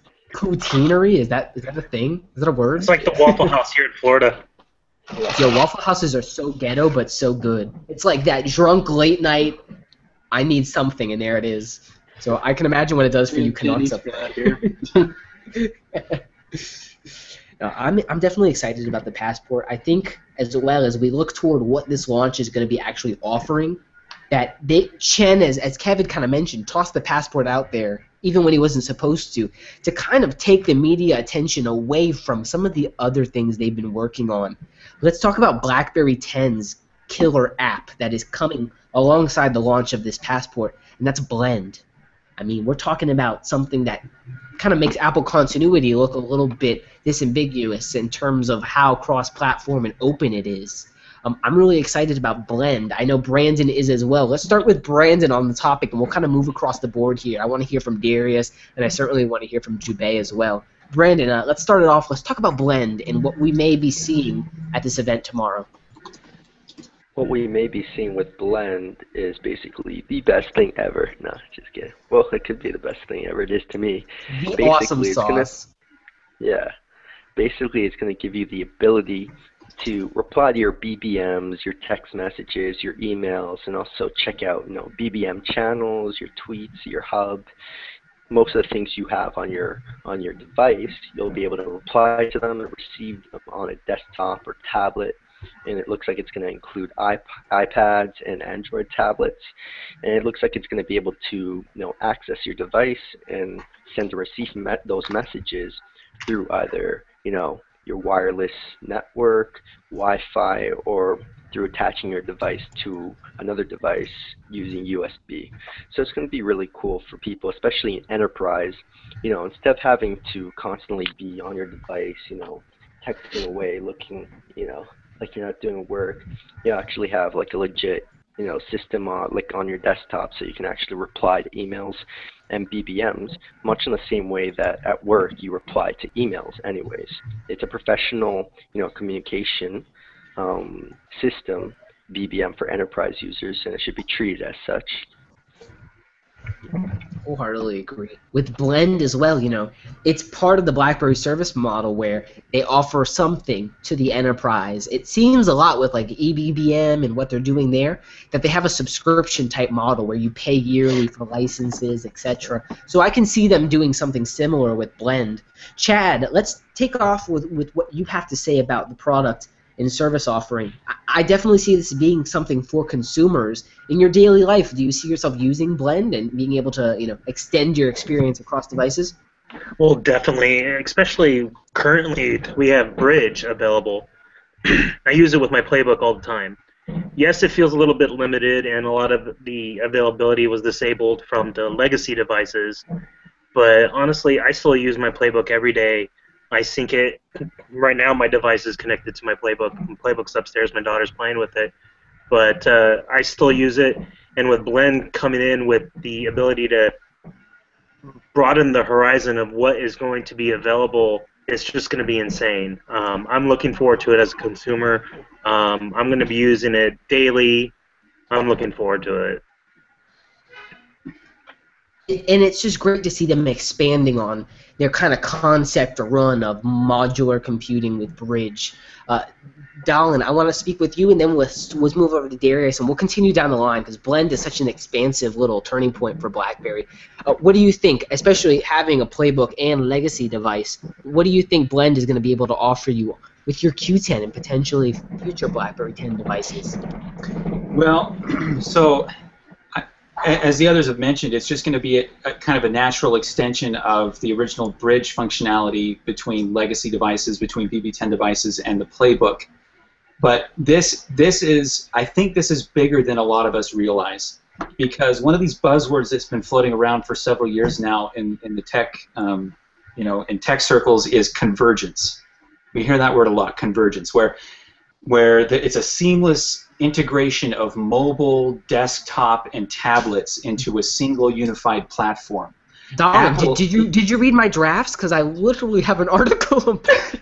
No, dude, same wavelength, man. So we're there. Continue. Yeah, so here's where I'm going with this. Apple is trying. You can see it happening. They're trying to bring OS 10 into convergence with iOS, right, across all of their devices. Microsoft is trying to do this convergence with Windows. They're subtly making these changes. They're rebranding Windows Phone to just be Windows, right? It's just going to be a Windows device. They want to bring their platform across those devices. And Google with the same with Chrome OS and Android. They're trying to kind of merge, and the Chrome browser. They're trying to merge those and bring those together. Look at BlackBerry. We're like, dude, we don't need our hardware. We're going to use yours, and we're going to make your smartphone. Your smartphone is going to be the brains of the operation here, right? And this is like a dream come true for me, because this is what I have wanted all along. And smartphones are finally getting to that point where they can be your primary driver. They can drive everything. You're going to be able to edit your videos on your smartphone, or using the hardware on your smartphone with a connected tablet or a connected monitor or whatever. BlackBerry, I think, they are ahead of the curve on this, because not only are they starting to come out with the software, they've already built the infrastructure to drive all of this, right? This is huge. And secure, man. I trust them. I know they're going to bring me a solution that is multi-layered. It's tailored for me. It's tailored for you. It's tailored for the business and the corporate and the enterprise. I'm stoked about it, and you've highlighted a lot of good points of the duality of what BlackBerry will be able to offer. Kev, tell me about Blend. Are you excited about this in your daily use? Are you going to be able to get something out of this? I'd be able to get a lot out of it. And that's also something I was mentioning to those cats at AT&T because they wanted to see exactly what would be something that would entice them to go back to BlackBerry, and those types of things. And when I started actually mentioning a couple of things that are right around the corner, Blends was something that really got them intrigued. Being able to utilize anybody else's hardware for whatever their agenda is, whatever your purpose would be, it's an outstanding idea. It's an outstanding concept, and it's actually coming into play. For me, yeah, I mean, if I can, I believe somebody was asking in the group. I'm not sure if this was something that was mentioned about. Somebody asked us during one of those events, what would happen if you left your BlackBerry device, I guess, active at home and you're away and you connected on Blends that way, but you can still, access your device and those types of features no matter where you are. I'm not sure how that actually panned out, but that is an interesting concept to look forward to. If you can actually control and edit all those files and whatever it is and create entirely new documents and projects from afar, it's just an outstanding feature. It really is. It makes the iCloud look a little bit rudimentary, Useless. Why are we involving a third party in our data exchange? Give it to me direct. Give it to me straight from the device, as Dallin had mentioned, where the device can really be the driver here. Matthew, I want to close with you, but I do want to move to Jubei here. Blend. Have you heard anything at the events you've attended? What are your foresights on Blend and whether it's going to really be a big thing for BlackBerry? I honestly think this Passport event is going to be a twofold punch. It's Passport, Blend, and you're knocked out. We did it.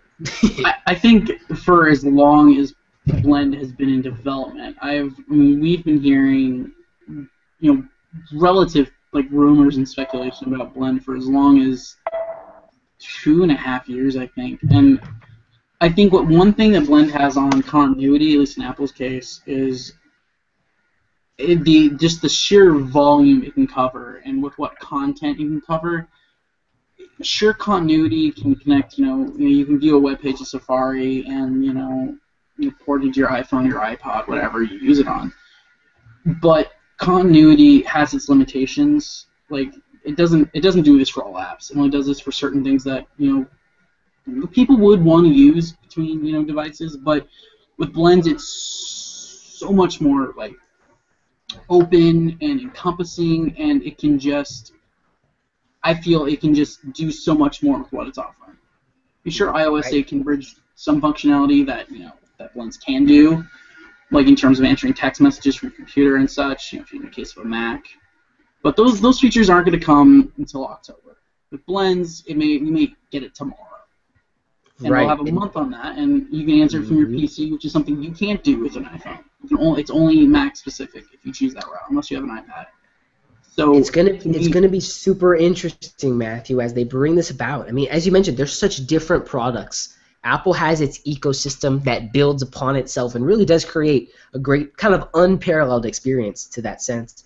And BlackBerry comes with this kind of open, ubiquitous thing that's going to take our communications across. I'll be able to access my phone browser through Blend, through the protocol there. I'll be able to access my work drives, my Dropbox, all my clouds. It's I don't need one cloud when I can have Dropbox, and supposedly we're going to get OneDrive and some other. Well, we already have OneDrive, but other integrations as well. I'd love to see kind of Google's solution built into ours. We've already got Mega kind of working there on the back end.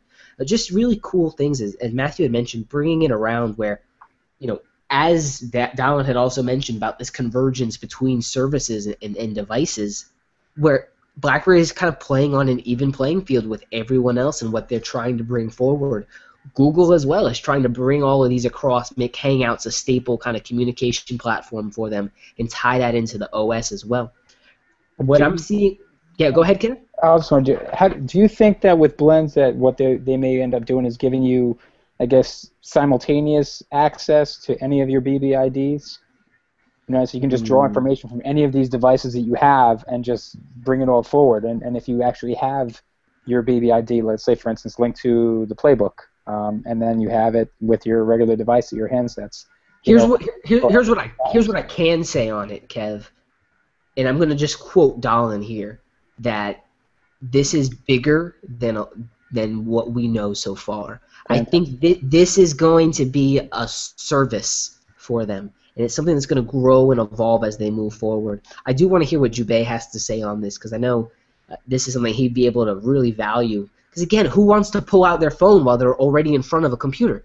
It's a really redundant thing, and BlackBerry's addressing it head on. And it doesn't matter. We don't care what device you're running, be it a tablet, be it a Windows or Mac computer. We've got you covered.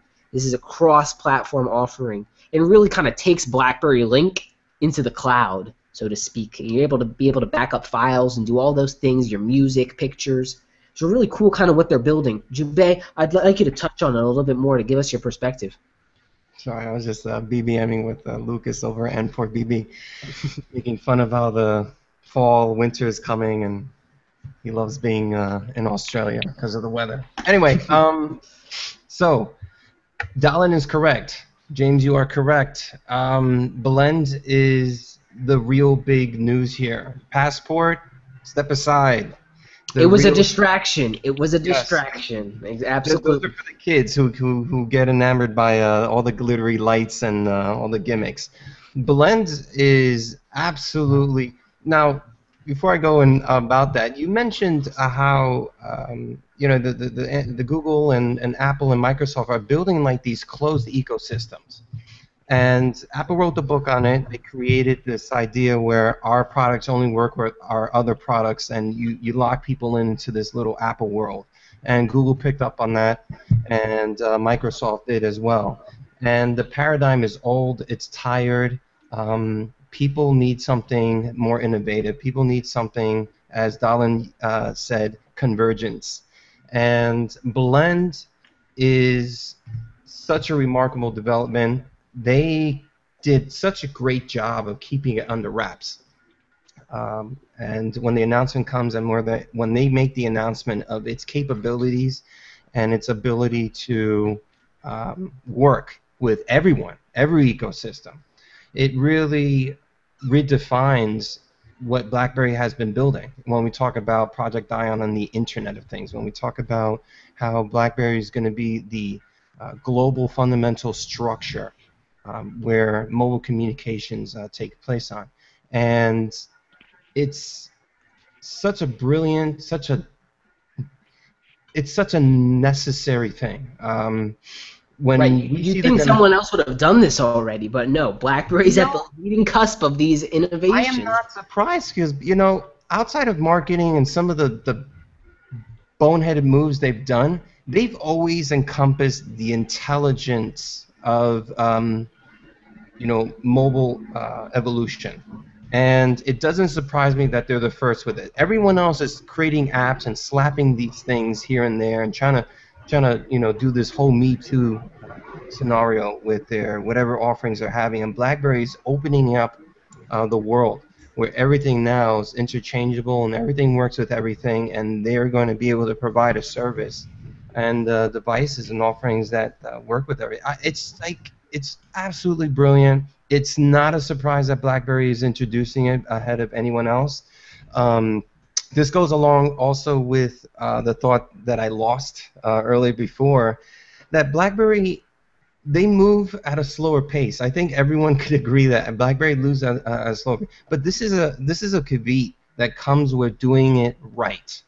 Their speed is the not the antithesis of getting things done properly, but everyone it is. Everyone is quick. Everyone wants to jump on the quick. They want to be the first, and BlackBerry wants to be the first to do it right, to implement it well. When it came to BBM money, where is it? Where is it? Where is it? Everyone's slapping, this, that, and the other. BlackBerry is deeply integrating that infrastructure, that security, and that partnership that's necessary for it to have such a flourishing and healthy, life. And Blend is part of that. The Project Ions is part of that, and Blend is the real announcement tomorrow. And when we see what it's capable of, and when people realize what it is, everyone's gonna be like, "Holy, this is what we're." I think there's going to be one more punch. I mentioned think so, it. too. I know. Too.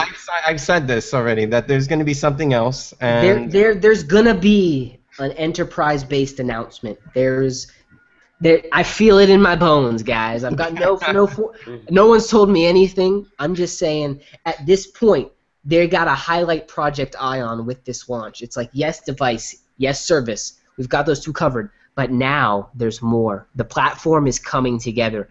I would not be surprised about an Apple IBM type partnership where we really see the Project Ion kind of come together.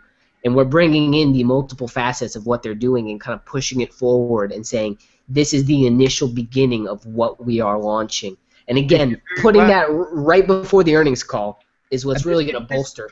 Tomorrow's event has the potential of it being the very, the crack of dawn, that early light where people's eyes open and they finally get it. They've been, shitting and making fun of all these things that BlackBerry has been doing, all these acquisitions. What does it mean? What does this acquisition mean? What are all these things what does the passport mean? And tomorrow may be the very first, you're welcome from BlackBerry to the world. We've created this. It's the love tap on the back of the head is what it is. Like, there you go, kid. Yeah. You're right. That's exactly it, though. When we look at the methodology behind what they're doing and what they're building, again, taking the piecemeal approach, going at it bit by bit and building up. It's not like we're going here, we're going there. They've got a cohesive strategy here with John Chen, and I'm so excited to see them unveil these new products. So, to sum up right now, kind of what we're looking forward to, obviously the Passport launch event, they're likely going to give a date for the Classic. They might even give a date for a Z20 type Z3 LTE device if the market is there for it. It may not be at this point. They may want to focus on QWERTY, leave 2015 for the all-touch devices. But right now, Blend is going to be a big, big component of what they bring forward. I would not be surprised if it went into a public beta for all users pending this 10.3 upgrade that's going to go over the air. I know they've got some beta testers for it already. But Dallon's absolutely right. Sign me up. I'll be there for that test because I want to try this out myself. I think it's going to be a really seamless experience, one very similar to what we have on a lot of our favorite web apps. You're going to get the pop-ups for notifications, be able to respond directly. Access your files across your computer, tablet, and or mobile device. We're talking about a really seamless experience here. As Jubei had mentioned, it's kind of been the back front of what they're doing, but it's kind of also been the platform with which they'll be able to deploy all these BlackBerry 10 devices. And as Brandon had mentioned, you really look at the enterprise implications here, and they're building such an awesome platform to be able to service every one of their customers, you, me, corporate, and enterprise. Awesome stuff coming forward. And again, I also feel like there's going to be some kind of announcement as per a partnership and or acquisition. I'm thinking more toward a partnership here for a really bigger look at what the Internet of Things has to offer.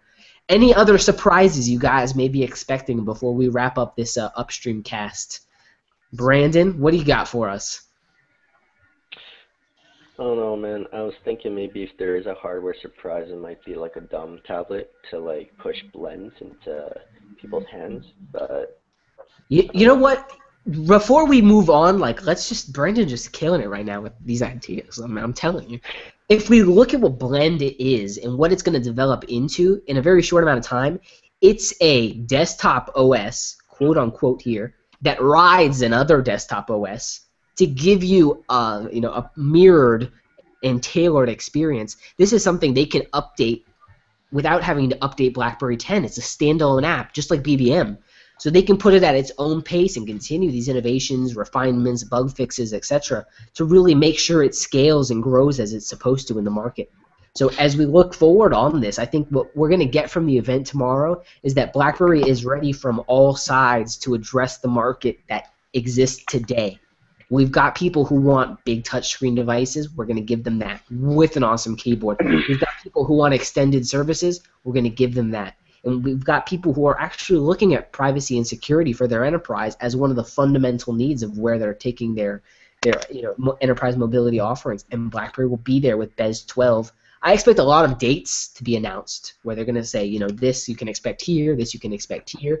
But overall, I think they're going to ride the focus of the BlackBerry Passport And Alex is over there right now. He's going to be on the floor making sure that the coverage is there for anything that is announced. They're going to have a live blog, a live stream rather, on it as well. Maybe see some release dates for some of the other countries like the U.S. I know we're all kind of waiting for it here in this country.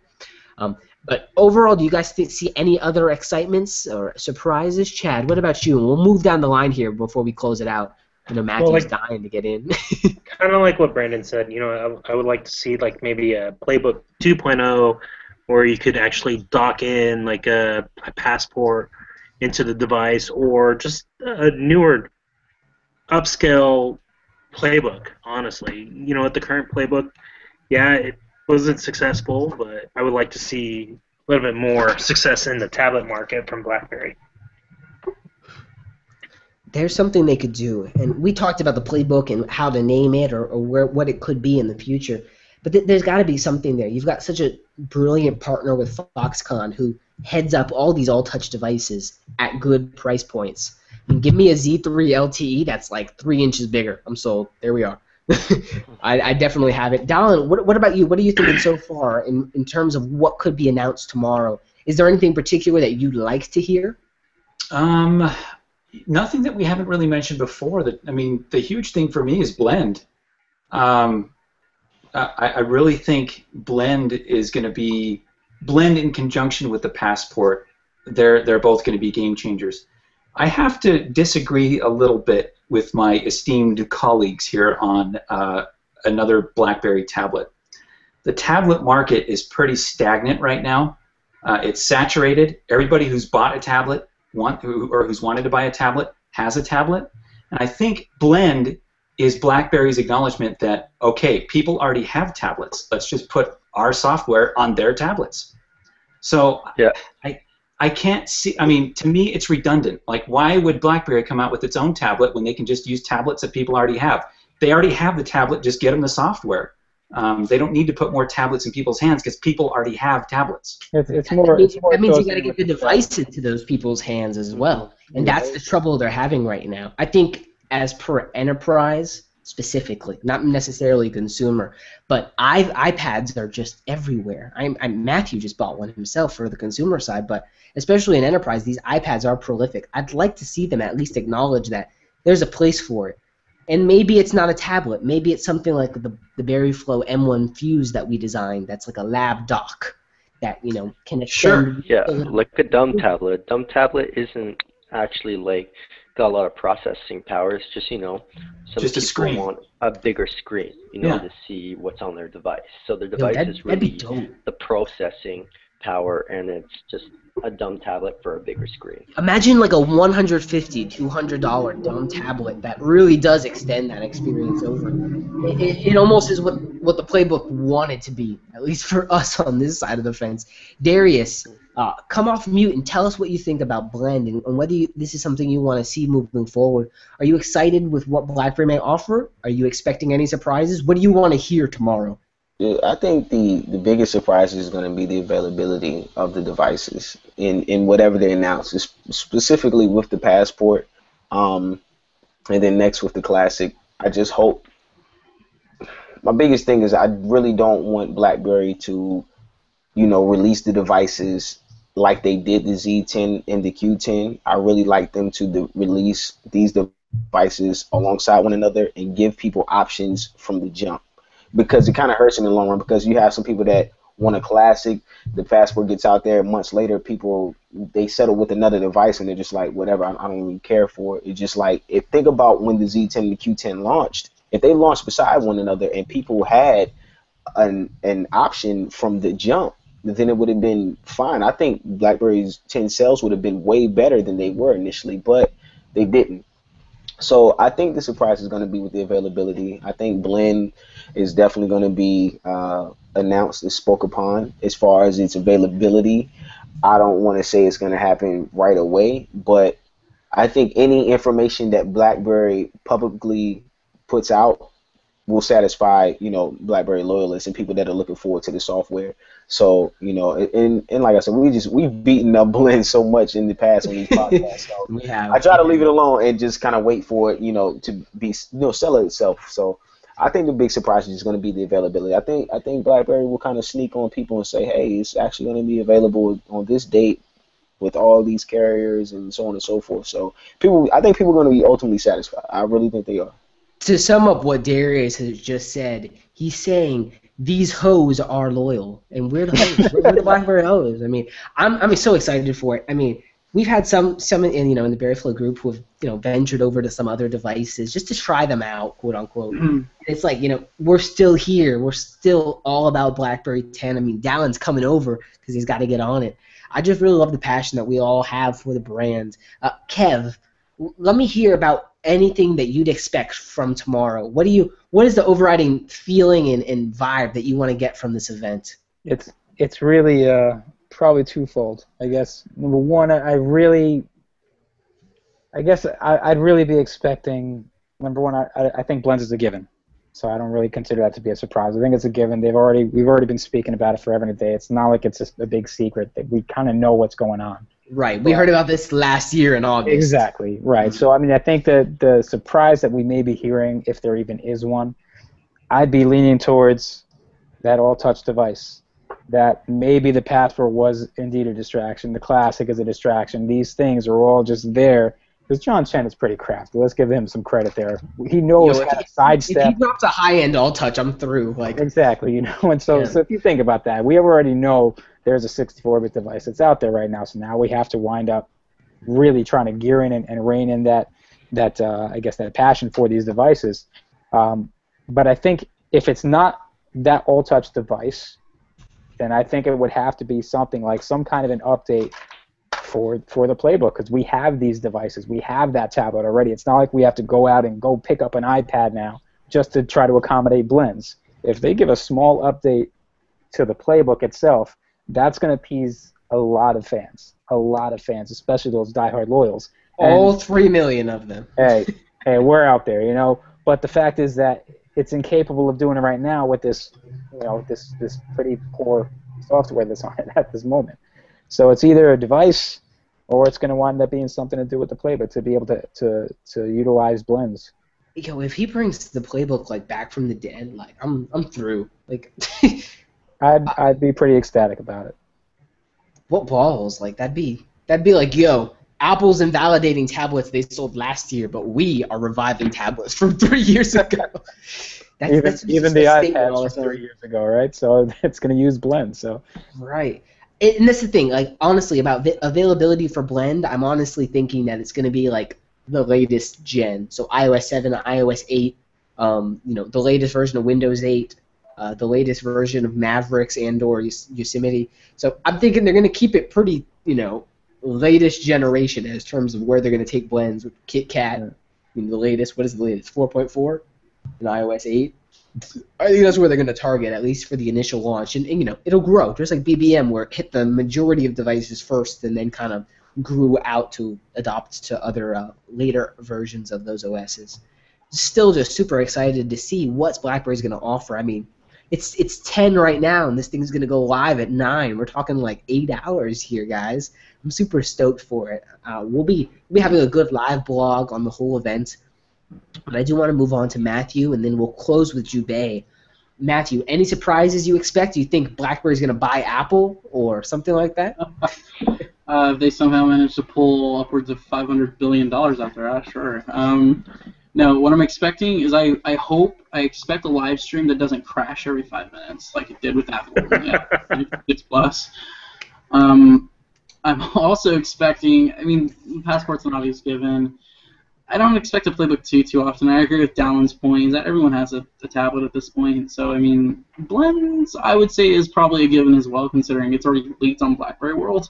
I got that update to it, and I was like, what the hell is this? When I was trying out a 10.3 leak.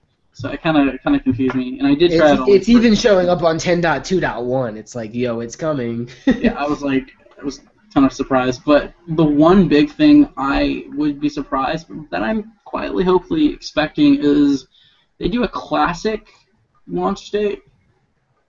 I know it's been kind of speculated towards October or something, but a launch date too at that event would save money for them, and something more than a few PowerPoint slides. And I mean, they launched the Porsche design on its own, so I don't think at this point they really care about the cost. I think it's about exposure.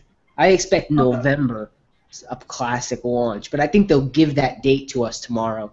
And if they don't, more power to them, because it leaves us wanting another answer. Jubei, let's close here before this. It's such a long upstream already. I'm so proud of the viewership for holding on here for these hours. But Jubei, tomorrow, what are you expecting, and are you excited? I am excited, not personally in a sense that there's going to present anything that's surprising to me or something that's going to blow me out of the water. I think the big surprise is going to, and the excitement is going to come from how the media receives it and what all the outlets are going to be reporting. That's going to be the surprise when they finally realize everything that BlackBerry has created, and giving them a glimpse of that, and them understanding that BlackBerry is going to be the future of mobility, at least for the next 10 years, for the next decade. That realization is going to be the surprise of the event, and that's going to be what I'm looking forward to reading. Amen, brother. This is it. This is the beginning of a new foot forward for BlackBerry. I want to cover just a little bit of what we'll be doing here at BerryFlow to cover the event. We're going to have a live blog.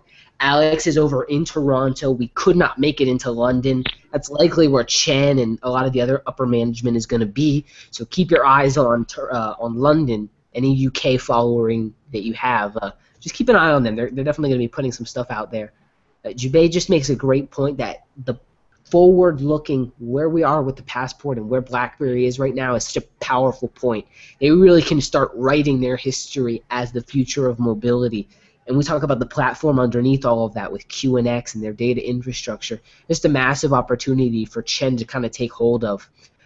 As we look forward here, BerryFlow is going to be covering this with a full live blog. We're also going to be on Twitter putting out live tweets as it happens with photos and all that goodness. If we can get a hands on a Passport, we're obviously are going to be covering that a lot as well. So look forward to some of that here, forward looking as well. The live blog that we're going to have tomorrow is going to be a little bit encompassing. We're going to cover Crackberry, N4BB. All the news will be at BerryFlow. We're also going to be launching a site redesign as well as a couple new pages to the website. So stay tuned. We're going to look sexier than ever to honor 10.3 and the advancements that BlackBerry has taken forward. I beyond appreciate having all of you guys on here. I'm hyped as hell. I'm pumped. I'm ready for this device to launch. Brandon, Chad, Dolan, Darius, Kev, Matthew, Jubei, thank you so much for coming on for this BerryFlow Upstream 15. Next Upstream is going to be the final one of the season. We'll be covering the earnings call and a lot more. So stay tuned for all of that. I appreciate having all you guys on. You have a good rest of your evening. You too. Take it easy. Take it easy. Stay calm. Rep BlackBerry. And don't go iPhone, Lauren. we got to give her a little bit of hell here. But you guys have a good rest of your night, and take care, guys. See ya.